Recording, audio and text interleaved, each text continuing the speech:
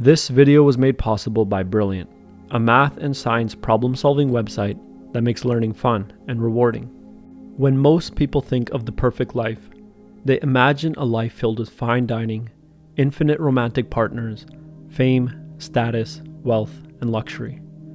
They imagine a life of infinite power, being able to fulfill any desire they wish. But if power was all you needed to be happy, that means every wealthy business owner, A-list celebrity, and gangster would be happy. But that's clearly not the case. No examples are needed. In any one of these categories, you can find someone whose life is full of stress, pain, and sorrow. Worldly power is not the path to happiness.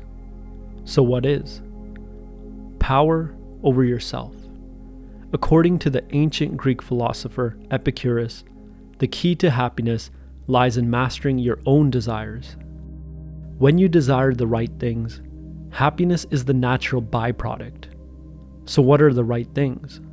Epicurus divides our desires into three categories: necessary desires, luxury desires, and vain desires.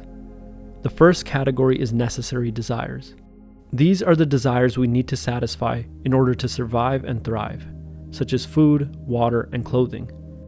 The pleasure that arises from the satisfaction of these desires is long-lasting. Just think about how good it feels to no longer be hungry, thirsty, or cold. There's a calm, lasting satisfaction that comes with gratifying necessary desires. The second category is luxury desires. These desires are natural to have and feel good when they're satisfied, such as eating fine food and buying a really nice car, but they're ultimately unnecessary, according to Epicurus, and the pleasure they bring is short-lived. Not only that, but they can often bring more pain than the pleasure they provide. For example, eating too much junk food can provide short-term pleasures, but produce bad long-term health effects that ruin your baseline level of happiness. The final category is vain desires. These desires are boundless and can never be truly satisfied, such as fame, power, wealth, and status. These desires come with a lot of stress, pain, and misery. As any YouTuber can tell you, if what you desire are views, that desire will never be satisfied.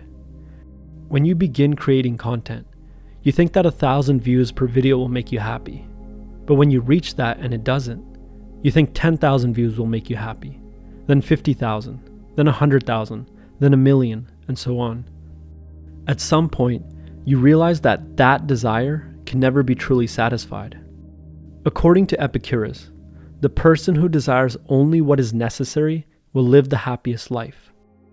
The person who wants only what is necessary is like the person who just wants a cup of water to satisfy their thirst. Their desire is easy to satisfy and brings long-lasting satisfaction. The person who wants luxury is like the person who also wants flavoring in their water so that it'll taste good. It takes more work to satisfy this desire, and the pleasure it brings is short-lived. Also, this person becomes more fragile because they're less likely to be able to drink just plain water now, and having plain water, as opposed to flavored water, will now come with a certain amount of pain.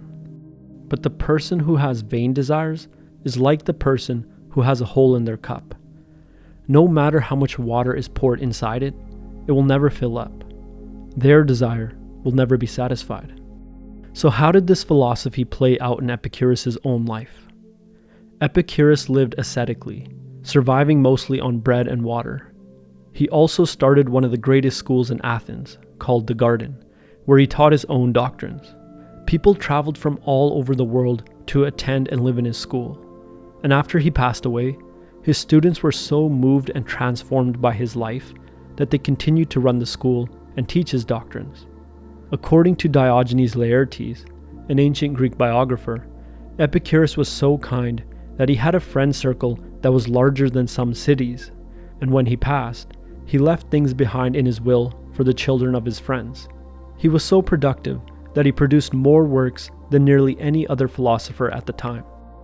When we take all these facts into account, we get a clearer image of the type of man Epicurus was. He was kind, generous, charismatic, wise, caring, productive, and influential. How many teachers can you imagine living that type of life or having that kind of influence on their students?